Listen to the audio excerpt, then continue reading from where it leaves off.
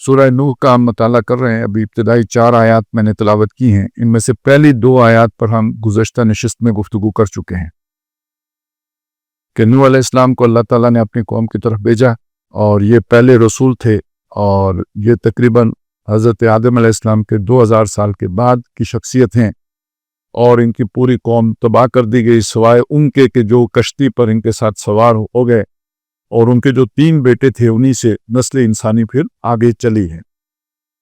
یہ تو پہلے اس سے کی وضاحت ہو گئی.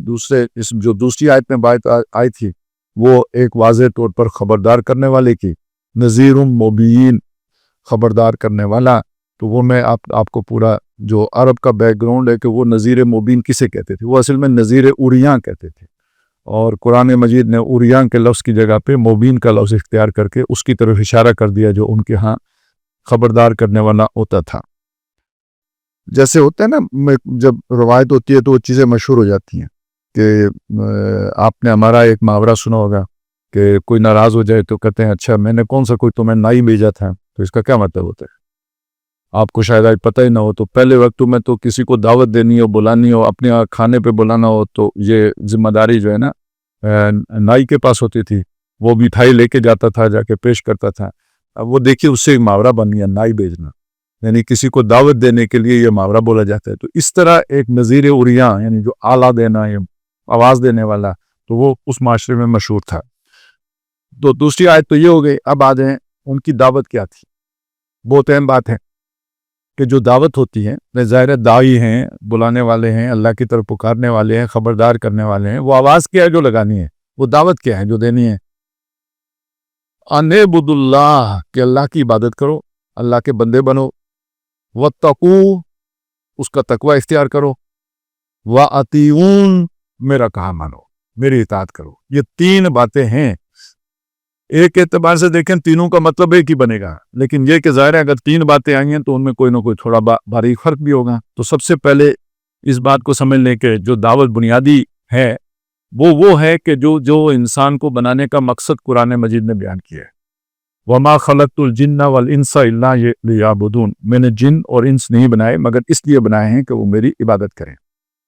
یہ جو عبادت ہے نا، یہ اس لفظ کو سمجھ لیں پہلے، بلکہ لفظ سمجھنے سے پہلے یہ تصور سمجھ لیں جو قرآن مجید پیش کرتا ہے کہ ایک طرف خالق ہے، باقی سب مخلوق ہے.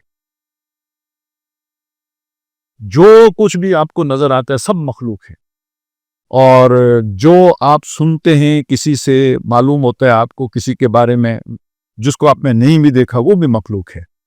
خالق صرف ایک ہے، اکلوتا ہے، احد، اور وہ اللہ تعالیٰ ہے، وہ خالق ہے. باقی سب مخلوق ہیں. تو مخلوق ہونے کے ناطے سب کے سب اس کے مطیع اور فرما بردار ہیں. اب یہ ساری کائنات اللہ کی مخلوق ہو گئی نا، تو اس میں آپ نے کسی کو بھی یہ نہیں دیکھیں گے کہ وہ اللہ کی نافرمانی کر سکے. کیا سورج کے لیے ممکن ہے کہ وہ ایک دن کے لیے کہے آج میں روشنی نہیں دوں گا؟ یا اس کے لیے یہ ممکن ہے کہ وہ کہے کہ آج میں ریسٹ کروں گا، چلوں گا نہیں، اپنا سفر نہیں کروں گا اور صبح طلوع نہیں ہوں گا؟ چاند کے لیے ممکن ہے کہ وہ اپنے پھیرے جو ہے نا وہ بدل دے، عدل بدل کر دے، یا یہ کہ اپنے گھٹنے بڑھنے کو اپنے اختیار میں کر لے؟ کسی شے کے لیے یہ ممکن ہی نہیں ہے کہ وہ اپنی مرضی چلا سکے. جو اللہ نے اس کے لیے ضابطہ طے کر دیا ہے وہ اس ضابطے کا پابند ہے. یہ ہے عبادت. کل لہ قانتون، بدیع السماوات والارض، اور اسی نے آسمان اور زمین کو پہلی مرتبہ بنایا ہے، اور سب کے سب اسی کے مطیع اور فرما بردار ہیں. کل لہ قانتون بدیع السماوات والارض اذا قضى امرا فانما یقول له کن فیکون. ہر شے اس کی مطیع اور فرما بردار ہے. افغیر دین اللہ یبغون وَلَهُ أَسْلَمَ مَنْ فِي السَّمَاوَاتِ وَالْأَرْضِ طَوْعًا أَوْ كَرْهًا، کیا یہ اللہ کے سوا کسی اور کے دین کے متلاشی ہیں؟ حالانکہ آسمانوں اور زمین کی ہر شے اسی کے آگے اسلام لائے ہوئے ہے، فرما برداری اختیار کیے ہوئے ہے، سر تسلیم خم کیے ہوئے ہے، اپنی آمادگی سے یا مجبوری سے، طوعاً اپنے رضا اور رغبت سے، کرہن مجبوری سے. تو ہاں کوئی مجبوری سے کرے یا آمادگی سے کرے، کرنا اسے وہی ہوتا ہے جو اللہ نے اس کے لیے مقدر کر دیا۔ یہ ہے دین، ہر شے کا دین، یہ ہے اسلام، ہر شے جو اسے قبول کر لیتی ہے۔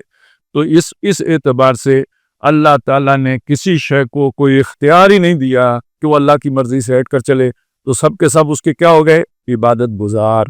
عام طور پر ہم عبادت کا مطلب کیا لیتے ہیں؟ سجدہ کرنا۔ عبادت کا مطلب کیا لیتے ہیں؟ نماز پڑھنا۔ عبادت کا مطلب کیا لیتے ہیں؟ روزہ رکھنا۔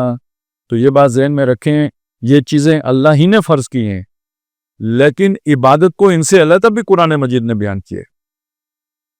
وَمَا أُمِرُوا إِلَّا لِيَعْبُدُوا اللَّهَ مُخْلِصِينَ لَهُ الدِّينَ حُنَفَاءَ وَيُقِيمُوا الصَّلَاةَ وَيُؤْتُوا الزَّكَاةَ۔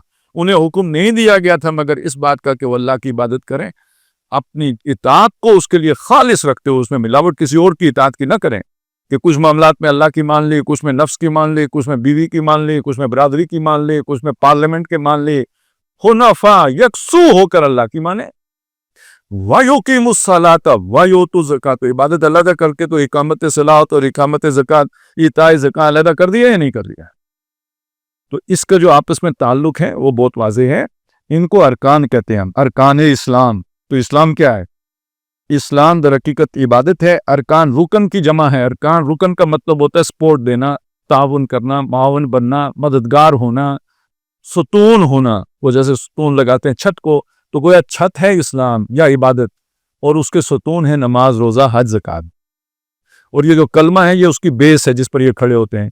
جیسے ہوتے ہیں نا، آپ ایک بنیاد بناتے ہیں، بلکہ بہت اچھی بات ہے، بنیاد آپ دیکھیں اس کے دو حصے ہوتے ہیں۔ ایک حصہ زمین کے اندر ہوتا ہے، وہ نظر نہیں آتا، ایک اوپر ہوتا ہے جسے پلنتھ کہتے ہیں۔ جب ہم پلنتھ کہتے ہیں اصل میں تو پلنتھ کا لفظ ہوتا ہے۔ تو جو اوپر والا حصہ یہ گویا اقرار باللسان ہے، اور وہ جو نیچے والا حصہ یہ گویا تصدیق بالقلب ہے، نظر ہی نہیں آتا۔ اس کے اوپر 4 ستون ہو گئے، نماز، روزہ، حج اور زکوٰۃ، اور جو چھت ہے اس کا نام ہے عبادت۔ اور وہ اس کا کیا مطلب ہے؟ ہر معاملے میں اللہ کی ماننا، اللہ کی سننا۔ اس جگہ پہ عبادت اور اسلام برابر ہو گئے۔ وَلَهُ أَسْلَمَ مَنْ فِي السَّمَاوَاتِ وَالْأَرْضِ طَوْعًا وَكَرْهًا، اور یہ گویا اللہ کا حکم ماننا اسلام ہے، اور اسی کا دوسرا مطلب عبادت ہے۔ اچھا، اب ایک چیز اس کو تھوڑا اس لفظ کو بھی سمجھ لیں۔ ظاہر ہے یہ عربوں کا لفظ ہے، اللہ تعالیٰ جو تصور پیش کر رہا ہے وہ میں نے آپ کے سامنے رکھ دیا۔ ہر شے اللہ کی مان رہی ہے، آپ نے بھی اللہ کی ماننا ہے، اس لیے انسان بنائے ہیں۔ فرق کیا ہوا؟ وہ سب مجبوراً مان رہے ہیں، آپ کو اللہ نے اختیار دیا کہ اپنی مرضی سے مانو، اللہ کے آگے سرنڈر کر جاؤ، اللہ کی تسلیم کر لو بات۔ تو یہ اسلام بھی ہے، یہ عبادت بھی ہے۔ اچھا، یہ تصور آپ نے اللہ تعالیٰ نے سمجھانے کے لیے لفظ استعمال کیا عبادت کا، جو عربی زبان میں استعمال ہوتا ہے، تو وہاں اس کا کیا مطلب ہوتا ہے؟ عربی زبان میں ظاہر ہے یہ لفظ قرآن کے نزول سے پہلے بھی تو مستعمل تھا نا، قرآن میں تو اب اتارا، یعنی نبی صلی اللہ علیہ وسلم پر اترا، تو عربی زبان تو پہلے سے ہے، لوگ موجود ہیں، آپس میں باتیں کرتے ہیں۔ تو وہاں عبد کسے کہتے تھے؟ غلام، جس کا ہم ترجمہ کرتے ہیں۔ اچھا، غلام سے آج ہمیں مزدور یا جو ہے نا ملازم، وہ ہمارے سمجھ میں آتا ہے۔ ملازم اور غلام میں فرق ہے۔ آپ نے جو بھی کوئی ملازم رکھا ہے وہ کسی شعبے میں رکھا ہے، میں نے ڈرائیور رکھا ہے، مالی رکھا ہے، مزدور ہے کوئی، تو وہ جس کام کے لیے آپ لے کے آئے اس نے وہ کام کرنا ہے۔ اب ڈرائیور سے آپ اپنے گھر کی صفائی نہیں کرا سکتے، وہ ڈرائیونگ کے لیے آیا ہے۔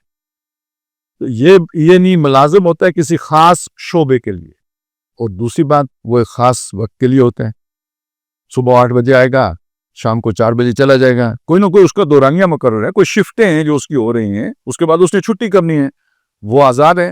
بس اس وقت تک آپ کا ایک خاص شعبے میں آپ کا پابند ہے، باقی وہ آزاد ہے، اپنا اس کی اپنی زندگی ہے، وہ آپ کا غلام نہیں ہے، وہ آپ کا ایک خاص وقت کے لیے ایک خاص کام کی خاطر ملازم ہے، نوکر ہے۔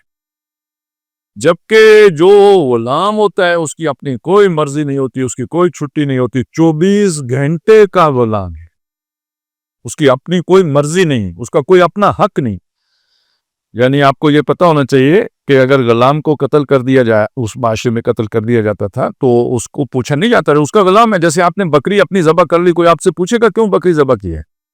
ہاں، زیادہ سے زیادہ کوئی ظلم کریں گے، کوئی بالکل تازہ سوئی بکری ذبح کر دیں تو محلے والے ویسے اخلاقاً کہیں گے یار کتنا ظالم آدمی ہے کہ بھائی اس نے جو ہے نا دودھ دیتی بکری ذبح کر دی، لیکن کوئی قانونی پوچھ گچھ تو نہیں ہوگی نا آپ کے اوپر، آپ کی مرضی ہے، آپ نے اپنی بکری ذبح کر دی۔ یہ حیثیت تھی غلام کی، کسی نے مار دیا کوئی پوچھنے والا نہیں، اسے دیکھتے انگاروں پہ لٹایا کوئی پوچھنے والا نہیں، اسے گھسیٹا کوئی پوچھنے والا نہیں، غلام ہے تو وہ مالک ہے۔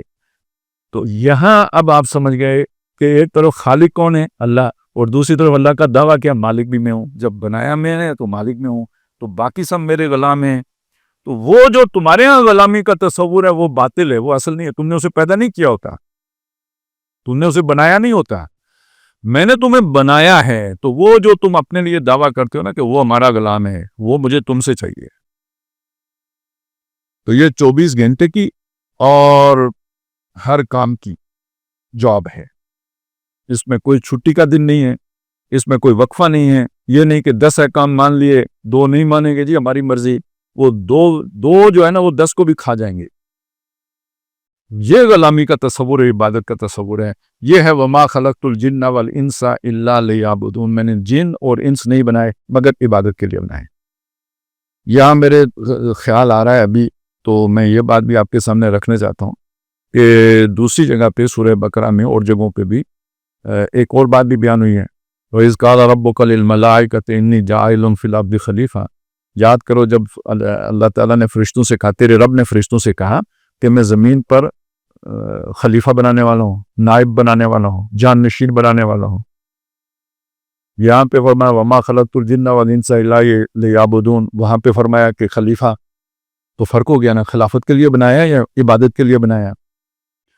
تو اب یہ بات سمجھ لیں، اللہ تعالیٰ نے ہر شے کو عبادت کے لیے بنایا ہے، یعنی ہر شے اللہ کی عبادت کر رہی ہے یا نہیں کر رہی ہے؟ ابھی ہم نے دیکھا عبادت تو یوں سمجھیے ہر شے کے اندر، جیسے ہم سانس لیتے ہیں، جاندار چیزیں سانس لیتی ہیں، ایسے ہی عبادت تو ہر ایک کے اوپر ذمہ ہے، لیکن ہر ایک کا اپنا اپنا فنکشن بھی ہے۔ سورج گرمی دیتا ہے، تپش دیتا ہے، چاند جو ہے نا وہ روشنائی دیتا ہے، بارش جو ہے وہ رودگی پیدا کرتی ہے، یہ سارا اپنا اپنا فنکشن ہے نا، الگ الگ فنکشن ہے۔ اسی طرح انسان کا فنکشن کیا ہے؟ وہ تو عبادت تو سب کا مقصد ہو گیا نا، انسان کا بھی وہی مقصد ہے، جنوں کا بھی وہی مقصد ہے، لیکن یہ کہ وہ جس خاص شعبے کے لیے پیدا کیا گیا ہے انسان، وہ خلافت ہے، تو اس کی عبادت اصلاً کیا ہوگی؟ اللہ کی جانشینی صحیح کرنا۔ جیسے سورج کی عبادت کیا ہے؟ جو رستہ اس کا مقرر کر دیا اس رستے پہ چلنا، اور جو اس نے دیکھنا ہے وہ دیکھتے رہنا، یہ سورج کی عبادت ہے۔ ستاروں کی، چاند کی، عرشہ کی، جس فنکشن کے لیے وہ پیدا کیے گئے وہ فنکشن بجا لاتے رہنا ان کی عبادت ہے۔ انسان کی عبادت اس کی خلافت ہے، وہ اگر وہ خلافت کا شعبہ صحیح طرح سے سنبھال کے رکھے، یہ اس کی عبادت ہے۔ اور وہ خلافت کی جگہ پہ اگر اصل کام اس کا جو ہے نا وہ عدل قائم کرنا یہ ہو، اور اس ٹائم کو وہ اگر ذکر و اذکار میں لگائے گا، تو داؤد علیہ السلام کو اللہ سمجھائیں گے، یا داؤد انا جعلناک خلیفۃ فی الارض فاحکم بین الناس بالعدل، اے داؤد ہم نے تجھے زمین پر کی خلافت دی ہے، تو لوگوں کے درمیان انصاف کے ساتھ، عدل کے ساتھ فیصلے کرو۔ وہ کیا تھا؟ وہ ایک دن انہوں نے اپنا رکھا ہوا تھا عبادت کے لیے، اس دن کوئی اور کام نہیں کرتے تھے، عام جو معروف عبادت کا تصور، اللہ سے لو لگاتے تھے۔ اسی دن 2 بندے آ گئے کوئی جھگڑا کرنے والے، اور اس میں یہ سارا مسئلہ کھڑا ہوا، اور وہ تھے مطلب اللہ نے فرشتے بھیجے سمجھنے، کیونکہ وہ دیوار پھلنگ کے آ گئے تھے۔ تو داؤد علیہ السلام کو سمجھ آئی کہ اللہ تعالیٰ نے تو مجھے آزمایا ہے، تو وہ کیا اور کوئی وہاں سیاق و سباق میں سمجھ نہیں آتی بات، سوائے اس کے کہ اللہ تعالیٰ داؤد علیہ السلام کو یہ سمجھا رہے ہیں کہ لوگوں کے مسئلے اگر وقت پر حل نہیں ہوں گے، تو یہ آپ کی جو بھی عبادت کے معاملات ہیں یہ آپ کو ذاتی تو تسکین کے اور لذت کا باعث ہیں، اور عجب چیز ہے لذت آشنائی، اس سے تو آپ کو جو ہے نا ایک لطف و سرور آتا ہے، لیکن آپ کو ہم نے دنیا میں لوگوں کے معاملات سلجھانے کے لیے یہاں بٹھایا ہوا ہے، ان میں ڈیلے نہیں ہونا چاہیے، یہ فوری حل ہونے چاہیے، یعنی اس میں فوری طور پہ جو سمجھ میں آنے والی بات ہے وہ یہ ہے۔ تو اگر اس کو پیش نظر رکھیں گے تو دونوں باتیں سمجھ میں آ جائیں گی کہ انسان کی اصل عبادت یا اس کا اصل امتحان در حقیقت جس شعبے میں اسے اختیار دیا گیا ہے اس کو جو نا احسان کے درجے میں ادا کرنا، باپ ہونے کی حیثیت سے، بیٹا ہونے کی حیثیت سے، بھائی ہونے کی حیثیت سے، معاشرے کا ایک ذمہ دار فرد ہونے کی حیثیت سے، جس کو امامت سونپی گئی ہے تو اس حیثیت سے، جس کو 10 آدمیوں کے اوپر ذمہ دار یا مکلف بنایا گیا تو اس حیثیت سے درجہ احسان یعنی بہترین طریقے سے وہ احسن طور پر ادا کرنا۔ پھر اس کا وہ جو ہے نا چوٹی وہ یہ ہے کہ سیاسی امور کا جسے نگران بنایا گیا ہے، جس کو عدالت کا کام سونپا گیا ہے، یہ سارے گویا خلافت کے ہی شعبے ہو گئے۔ تو انسان کو یہ جو اختیار دیا گیا ہے یہ اس کی خلافت ہے۔ اب ایک آدمی کو جو ہے نا وہ اللہ تعالیٰ نے کوئی مال و دولت دیا ہے، یہ اس کی خلافت ہے. یہ جو جسم دیا ہے یہ اس کی خلافت ہے. جہاں اللہ نے اسے اختیار دیا، شے وہ کس کی ہے؟ یہ میری انگلی، یہ میرا ہاتھ، یہ میرا جسم کس کا ہے؟ مالک کون ہے اس کا؟ اللہ ہے. اس وقت یہ کس کے تصرف میں ہے؟ میرے تصرف میں. میں آنکھوں سے جو چاہوں دیکھوں، میں ہاتھوں سے جو چاہوں پکڑوں، میرا اختیار ہے نا. یہ میری خلافت کی ڈومین ہے. اس کو میں اللہ کے تابع کر دوں گا، یہ میری عبادت ہوگی. تو یہ جو دو عام طور پہ لوگ ادھر الجھن کا شکار ہو جاتے ہیں، تو اگر یہ آپ ذہن میں رکھیں تو بات بالکل واضح ہو جائے گی. تو اب آپ یہ دوسری بات یہ سمجھ لیں کہ جب حضرت نوح علیہ السلام یہ کہہ رہے ہیں کہ اللہ کی بندگی کرو، تو اس وقت اللہ کے احکامات اتنے نہیں تھے جتنے آج ہیں. قرآن مجید کامل کتاب، الیوم اکملت لکم دینکم واتممت علیکم نعمتی ورضیت لکم الاسلام دینا، اس وقت مکمل تھا؟ نہیں تھا. تو دوسرا مطلب کیا ہوا؟ اتنے احکام نہیں تھے، تھوڑے احکام تھے. جتنے تھے اتنے کو ماننے کا نام عبادت تھا. لیکن سارے ماننے ہوں گے، جتنے اس وقت موجود ہیں وہ سارے کے سارے ماننے پڑیں گے. اچھا، یہ بات سمجھنے کا بھی ایک فائدہ ہوگا. کیا فائدہ؟ وہ یہ فائدہ ہوگا کہ جب بعض لوگ کہتے ہیں نا وہ فلانے نبی نے یہ کام کیا تھا، بھائی اس کے دور میں وہ کام کرنا جائز ہوگا نا؟ اس کے بارے میں اللہ نے حکم اس کو منع نہیں کیا ہوگا نا؟ وہ ابتدائی دور میں شاید طلاق کا معاملہ تھا ہی نہیں. اب حضرت نوح علیہ السلام کی جو بیوی تھی وہ ایمان نہیں لائی تھی اور قوم کے ساتھ مری تھی. اس کو تو نجات نہیں ہوئی، وہ تو کشتی پہ نہیں بٹھائی گئی. لیکن نبی صلی اللہ علیہ وسلم کے دور میں آ کے صاف کہہ دیا گیا کہ جو تمہاری مشرک بیوی ہیں ان کو طلاق دو. نوح علیہ السلام کو نہیں کہا گیا کہ طلاق دو. تو یہ سارے احکام عام زندگی کے بارے میں نا، ان احکام کی تابعداری کا نام عبادت ہے. یعنی اللہ کے اصولی طور پر مانو وہ حاکم ہے، وہ مالک ہے، وہ خالق ہے، میں اس کا غلام ہوں، بندہ ہوں، تابعدار ہوں، میری کوئی چون چرا نہیں ہے، میری کوئی مرضی نہیں ہے. یہ ہے عبادت کا اصل مطلب. لیکن یہ بہت مشکل کام ہے. اس کے لیے اللہ کو اس کی حیثیت کے مطابق یاد رکھنا بہت ضروری ہے. اس یاد رکھنے کے لیے نماز ہے. اقیم الصلاۃ لذکری، نماز قائم کرو میری یاد کے لیے. اللہ اتنا یاد رہے گا معرفت کے ساتھ تو اس کی بات ماننا آسان ہوگا. غافل ہو جاؤ گے تو بات ماننا آسان نہیں ہوگا. تو وہ غفلت سے بچانے کے لیے، یاد کو برقرار رکھنے کے لیے یہ نماز ہے. روزہ ہے تو کیوں ہے؟ ایک قوت ارادی بھی چاہیے. یہ کام میں نے کرنا ہے، اس کے لیے طاقت چاہیے، قوت ارادی، اس کے لیے روزہ ہے. وہ پانی نہیں پیو، کھانا نہیں کھاؤ تھوڑے وقت کے لیے، کوئی نہیں، شام ہو جائے گی. اس سے ایک حوصلہ ملے گا کہ ایک زندگی پوری کا بھی روزہ رکھ سکو. جن چیزوں کو اللہ نے مستقلاً حرام کیا ان سے اپنے آپ کو بچا سکو. اب اگلا لفظ یہاں پہ تقویٰ آیا ہے. روزے کا نتیجہ تقویٰ ہی ہے. یا ایھا الذین آمنوا کتب علیکم الصیام کما کتب علی الذین من قبلکم لعلکم تتقون. تو اسی طرح آپ دیکھیں زکوٰۃ کیا ہے؟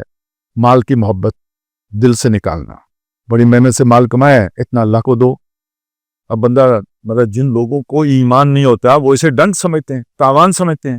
کتنے لوگ ہیں جو منکر ہیلے بانے کر کے زکوٰۃ سے بچتے تھے، پہلے بھی بچتے تھے، اب بھی بچتے ہیں. آپ نے نہیں سنا وہ جو لوگ یہ کام کرتے ہیں، بینک میں سے زکوٰۃ جب کاٹ لیتے ہیں نا، کرنٹ والوں کی نہیں کاٹتے، پی ایل ایس والوں کی کاٹتے ہیں، وہ جو سود والے ہوتے ہیں. اب اس سے وہ زکوٰۃ کاٹ لیتے ہیں. تو اب وہ یہ کرتے ہیں کہ جی وہ سال پورا گزرے گا تو کاٹیں گے نا، تو وہ کچھ عرصہ پہلے 1-2 مہینہ رہتے ہوئے بیوی کے نام ٹرانسفر کر دیں گے. یہ گھر کے میں ہمیں جو چیزیں رکھی ہوتی ہیں ان کے ساتھ بھی لوگ یہ حرکتیں کرتے ہیں کہ ایک شے میری تصرف میں ہے، اب وہ سال پورا ہوگا تو اب اس کی زکوٰۃ دینی پڑے گی. میں صاحب نصاب ہو گیا تو پھر ہمیں سب کی جو بھی آتا جائے گا اس کی دینی پڑے گی. تو صاحب نصاب ہی نہیں بننا، اس سے پہلے ہی میں نے جو ہے نا گھر والوں بچوں کے نام کر دی. اب جب ان کے سال پورا ہونے لگا انہوں نے واپس ابا جان کے نام کر دی. یہ اللہ کے ساتھ کھیل ہے یا نہیں ہے؟ تو اگر وہ مال کی محبت بھی بڑی شدید ہوتی ہے تو وہ نکلے گی تو اللہ کا تابعداری ممکن ہوگی نا. یہ ہر سال نکالو. اور حج میں سارے جمع ہو جاتے ہیں. پیسہ بھی بہت سارا چاہیے ہوتا ہے حج کرنے کے لیے، زکوٰۃ سے بھی زیادہ چاہیے ہوتا ہے آج کل، تو تب آپ حج کرنے جا سکتے ہیں. اس میں یاد بھی اللہ کے، اپنے خانہ کعبہ دیکھا، حجر اسود دیکھا، وہ جو ہے نا وہ ساری جو صفا و مروہ دیکھا، یہ سب اللہ کی نشانیاں ہیں. تو نشانی دیکھ کے تو اللہ یاد بھی آ گیا. تو گویا وہ نماز والا پہلو بھی اس کے اندر ہے. اسی طرح آپ اس میں دیکھیں اضافی ذمہ داریاں جیسے ہوتی ہیں نا، پابندیاں روزے میں، پانی نہیں پیو، یہ نہیں پیو، اسی طرح کے وہاں پہ بھی ہیں. جب آپ احرام کی حالت میں ہوتے ہیں تو کوئی چیزیں منع کر دی جاتی ہیں.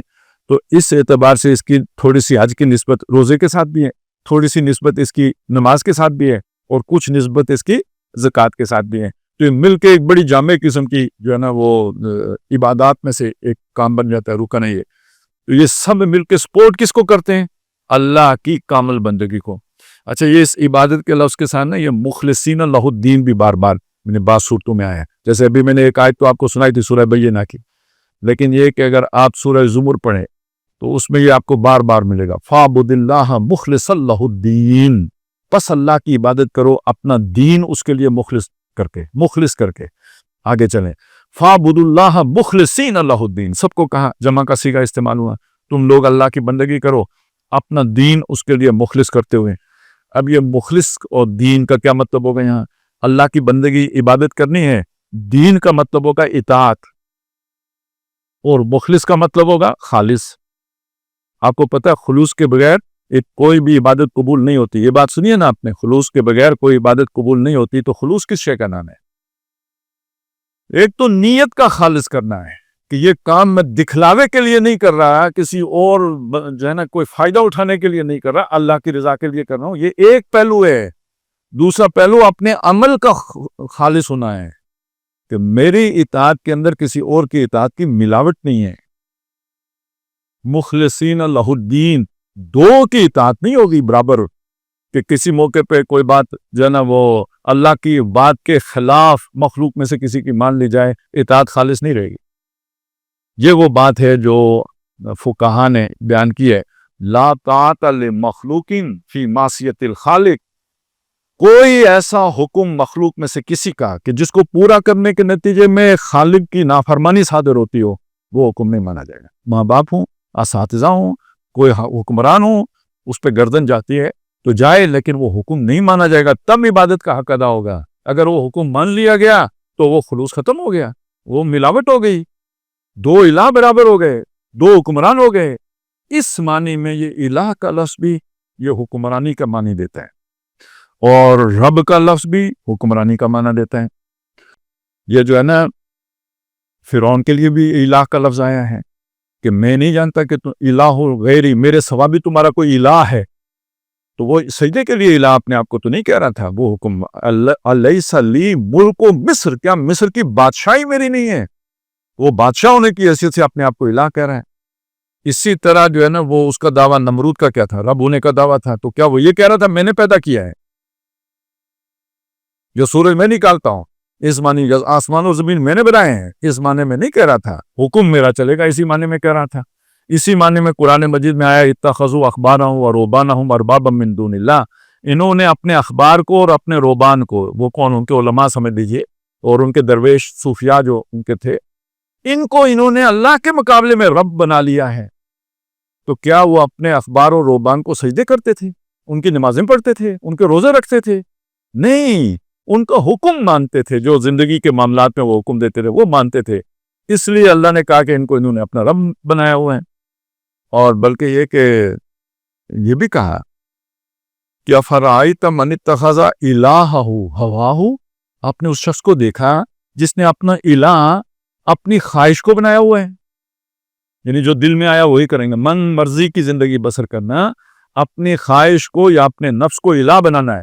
تو کبھی کسی نے اپنے نفس کو یا اپنی خواہش کو سجدہ کیا تو کیا معنی ہوگا یا الہ بنانے کا؟ جس کی اطاعت کی جائے، یعنی اپنے نفس کی اطاعت، اس کی مرضی پوری کرنا، اس کی خواہش پر عمل کرنا، یہ ہے. جس کی خواہش پر عمل کیا گویا اس کو الہ بنایا. تو دو الہ ہو سکتے ہیں، دو رب ہو سکتے ہیں؟ نہیں ہو سکتے. لہذا دو اطاعتیں نہیں ہو سکتی، اور جہاں دو اطاعتیں ٹکرائیں گی تو وہاں پھر جو رب ہے اس کی مانی جائے گی اور مخلوق کی نہیں مانی جائے گی. یہ وہ بات ہے، لا طاعت لمخلوق فی معصیت الخالق.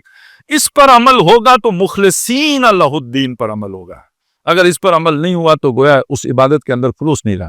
اور اگر وہ عبادت آدھی ایک کی اور آدھی دوسری کی ہے، یا 99% اللہ کی اور 1% کسی اور کی ہے، تو وہ بات صادر آ جائے گی، افتؤمنون ببعض الکتاب وتکفرون ببعض. کیا تم کتاب کے ایک حصے کو مانتے ہو اور دوسرے کا انکار کرتے ہو؟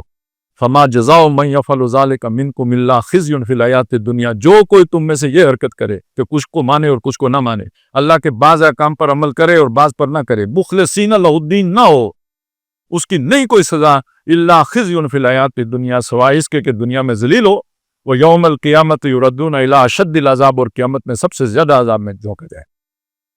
سورہ حج میں فرمایا وَمِنَ النَّاسِ مَن يَعْبُدُ اللَّهَ عَلَىٰ حَرْفٍ، بہت واضح آیت ہے۔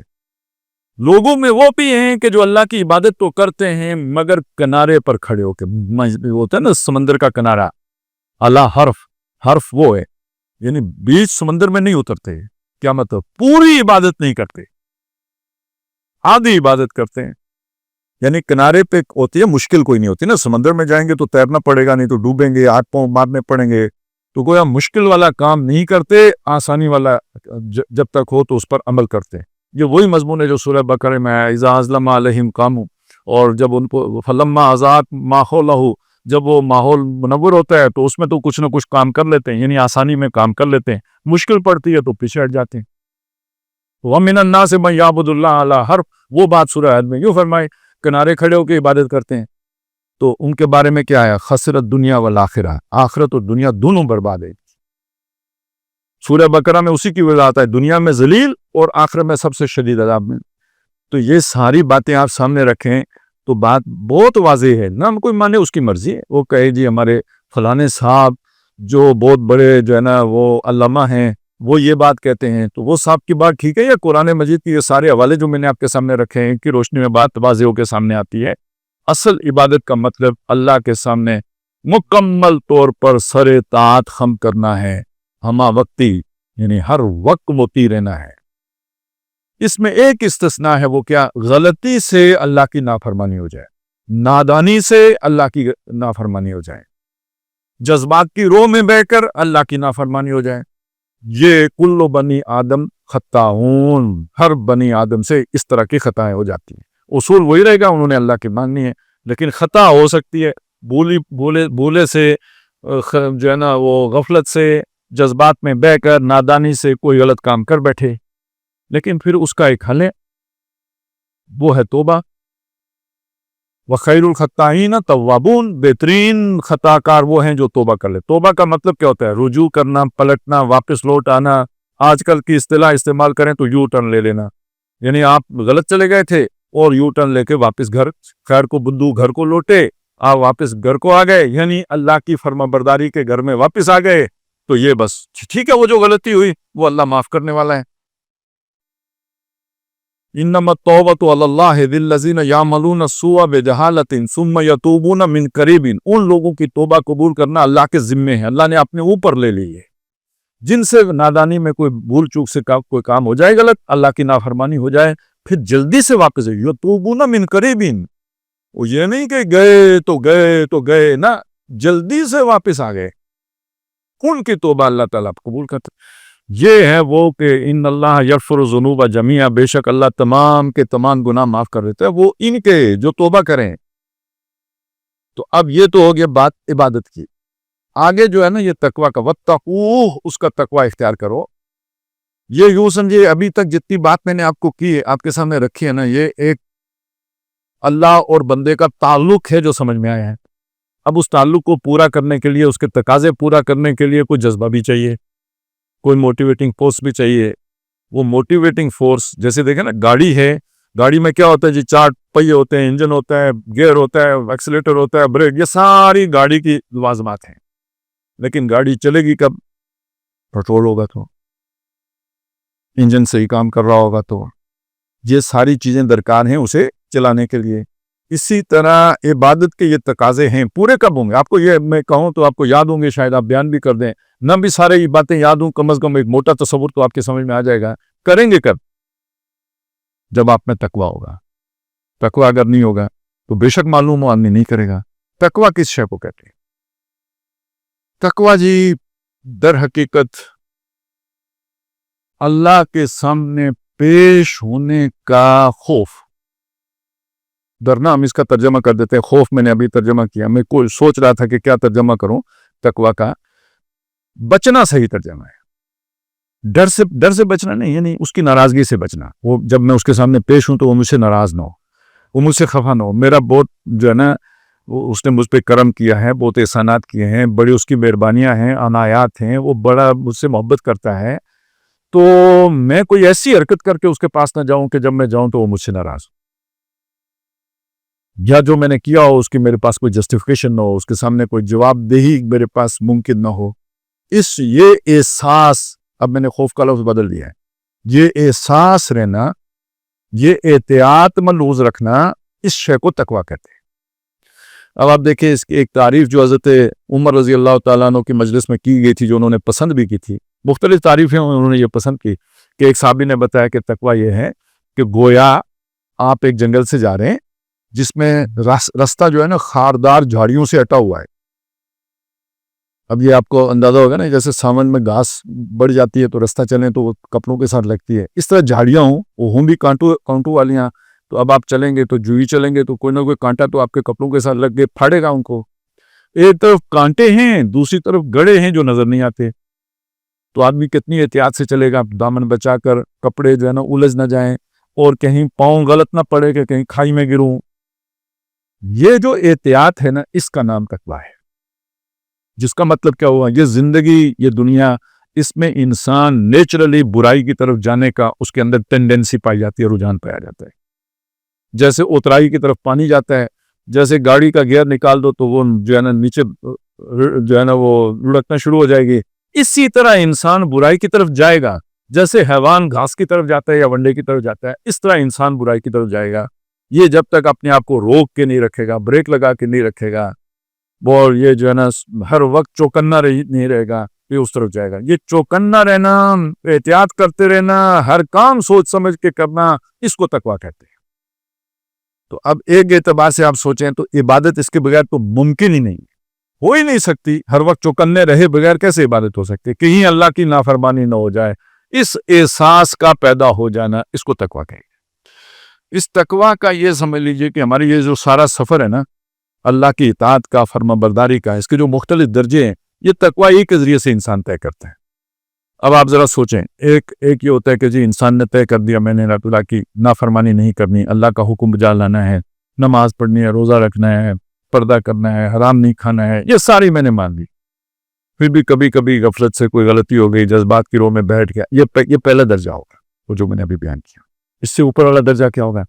اس سے اوپر والا درجہ یہ ہے کہ برائی سے نفرت ہو گئی، اچھی نہیں لگتی، غلطی سے کہیں صادر بھی ہو جائے تو نیند ہی اڑ گئی، ٹینشن ہو گئی، یعنی وہ سچ مچ دل کے اندر ایک ایسا جو ہے نا وہ جذبہ پیدا ہو گیا کہ اب برائی واقعی برائی لگتی ہے، بری شے لگتی ہے، اور اچھائی سے سکون ملتا ہے، اطمینان حاصل ہوتا ہے۔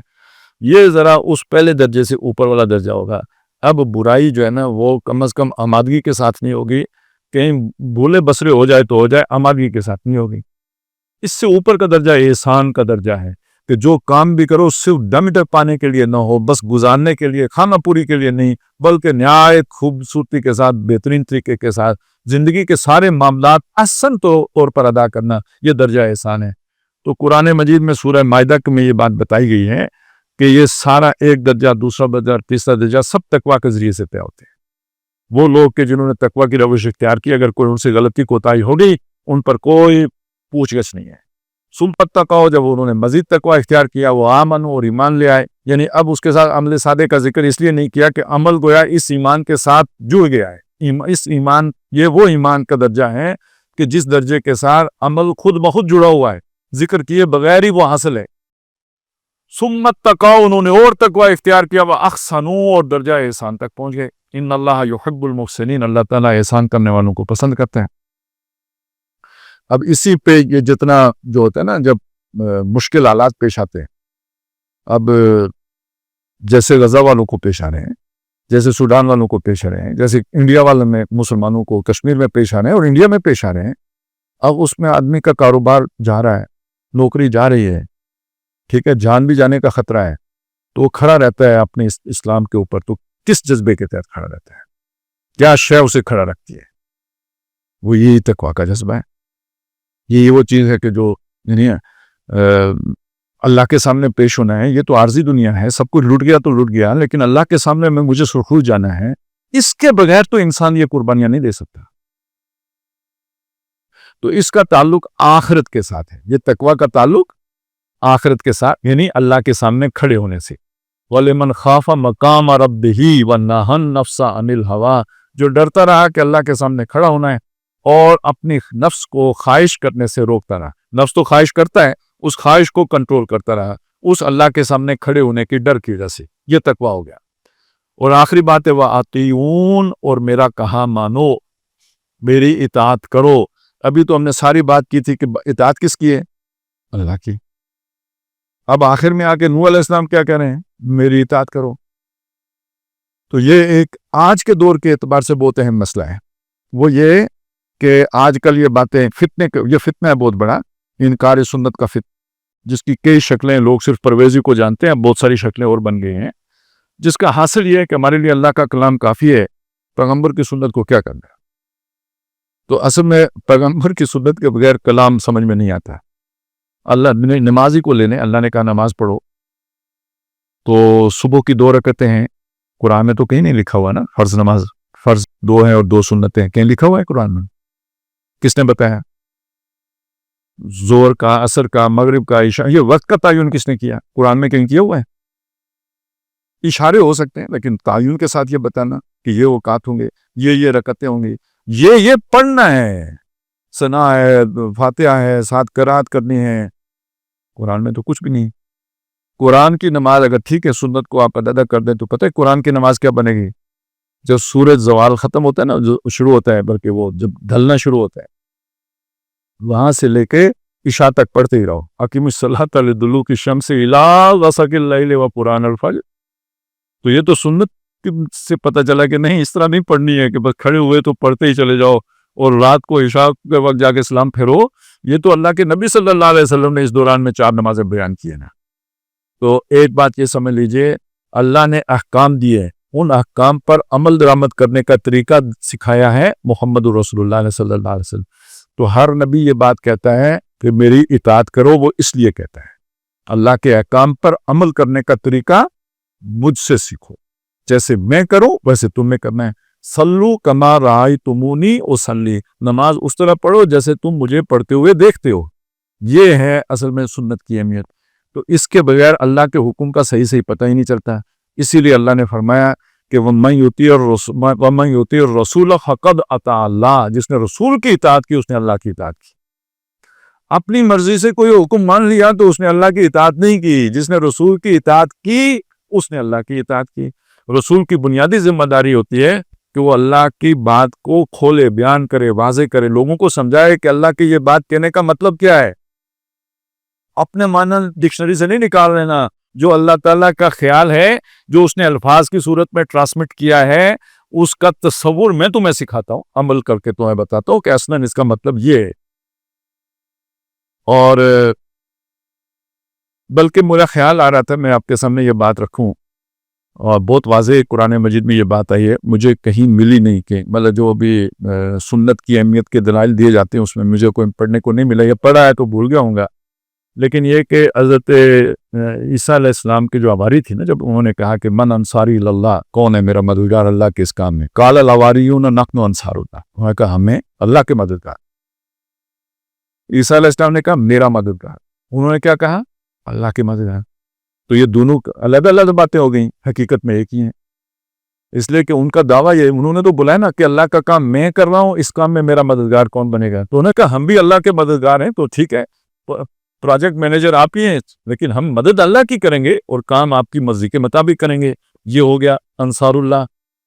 آمنا باللہ، ہم اللہ پر ایمان لائیں. واشہد بأننا مسلمون، آپ بھی گواہ ہو جاؤ ہم مسلمان ہو گئے. یہ عیسائیت انہوں نے بعد میں نکالی ہے، اصل میں تو وہ بھی مسلمان ہوئے تھے. واشہد بأننا مسلمون، ہم مسلمان ہو گئے. یہ بات کس سے کی؟ عیسیٰ علیہ السلام سے کی. آپ گواہ رہنا، یعنی کل آخرت میں اللہ کے سامنے آپ ہمارے بارے میں گواہی دیں گے کہ ہم نے آپ کے سامنے یہ اقرار کیا، شہادت دی تھی کہ ہم اللہ کو پر ایمان لائیں. آگے کیا ہے؟ اب دعا اللہ سے، ربنا آمنا بما انزلت، اے ہمارے رب ہم اس پر بھی ایمان لائے جو تو نے نازل کیا ہے. رسول کو تو مان ہی لیا، جو تو نے نازل کیا اس پر بھی ایمان لائے. واتبعنا الرسول، اور ہم نے تیرے رسول کی اتباع کر دی. ایمان اس کتاب پر لانا ہے جو اللہ تعالیٰ نے اتاری ہے، ان آیات پر لانا ہے جو اللہ نے نازل کیے ہیں، لیکن یہ کہ اتباع کس کی کرنی ہے، پیروی کس کی کرنی ہے؟ رسول کی کرنی ہے۔ اتنی یہ تو نص قطعی ہے جو ثابت کر رہی ہے کہ ایمان لانا کتاب پر ایک علیحدہ بات ہے اور اتباع کرنا رسول کی ایک علیحدہ بات ہے، اور دونوں کا آپس میں تطبیق کیا ہے؟ اللہ کے ان احکام پر عمل درآمد کرنے کا صحیح طریقہ رسول کو معلوم ہوتا ہے، تو اس کی پیروی کرنا در حقیقت اسی کتاب پر ایمان لانے کا تقاضا ہے۔ وَاتَّبَعْنَا الرَّسُولَ فَاكْتُبْنَا مَعَ الشَّاهِدِينَ، اللہ تو بھی ہمیں گواہی دینے والوں میں سے لکھ لے۔ تو یہ آپ کو ذہن میں رہنا چاہیے کہ رسول کی اطاعت کا کیا مطلب ہوتا ہے۔ در حقیقت رسول ویسے ایک تو یہ ہے اللہ کی اطاعت ہے، رسول کی اتباع ہے، لیکن اللہ کی اطاعت بھی اطیعوا اللہ واطیعوا الرسول، یہ الفاظ بھی آئے ہیں۔ تو اس کو ذہن میں رکھتے ہوئے ہاں البتہ عبادت جو ہے نا وہ صرف اللہ کی ہے، رسول کی اتباع ہے، رسول کی عبادت نہیں ہے۔ اس سے بھی آپ اندازہ لگائیں، اطاعت تو دونوں کی، اللہ کی بھی اطاعت ہے، رسول کی بھی اطاعت ہے، لیکن عبادت صرف اللہ کی ہے۔ اور اس عبادت کے قریب ترین جو لفظ چلا جاتے ہیں پیروی کرنے کا، ہر بات ماننے کا، نقش پا کی پیروی کرنے کا، وہ اتباع کا لفظ آتا ہے، لیکن عبادت کا لفظ رسول کے لیے آپ استعمال نہیں کرتے۔ کیوں؟ وہ تو خود کسی اللہ کے حکم کی عبادت کر رہا ہے، اللہ کے حکم کی تابعداری کر رہا ہے، تو عبادت صرف اللہ کی ہے اور رسول کی اتباع ہے۔ تو یہ جی اطیعون بھی ہو گیا۔ ویسے یہ لفظ جو ہے نا تو کے اندر جو ہے نا خود اپنی مرضی سے کسی کی اطاعت کرنے کا پہلو پایا جاتا ہے۔ اطاعت کے اندر خوش نہیں ہے، اپنی مرضی سے، اپنی خوشی سے، اپنے جی سے کرنا شامل ہوتے ہیں۔ یعنی ایک ہوتی ہے مجبوری کی اطاعت، کسی نے آپ کو غلام بنا لیا، خرکار اٹھا کے لے گئے، وہ زبردستی جو ہے نا کوڑے مار کر کام کروا رہے ہیں بگار، تو اطاعت تو کرنی پڑے گی، لیکن اسے اطاعت نہیں کہیں گے کیونکہ اس میں آمادگی نہیں ہے، جبر ہے۔ اور یہ والی جو قرآن مجید جب اطاعت کا لفظ استعمال کرتا ہے تو جبر کی بات نہیں کر رہا ہوتا، اپنی مرضی سے اپنے آپ کو اللہ کے سپرد کرنا، یہ اس کے اندر آتا ہے۔ تو گویا رسول کے سپرد کر دو، رسول کی بات مانو، اس کی پیروی کرو۔ اور کیوں؟ اللہ نے اس کا حکم دیا ہے کہ رسول کی پیروی کرنی ہے تمہیں۔ تو آج میرا خیال ہے یہ ایک ہی آیت ہم کر سکیں، 3 الفاظ تھے، ان اعبدوا اللہ واتقوہ واطیعون۔ اللہ تعالیٰ ہمیں یہ چیزیں یاد رکھنے کی توفیق عطا، ہمارے دماغ میں بٹھا دے اور اپنی زندگی کو اس کے مطابق استوار کرنے کی توفیق عطا فرما۔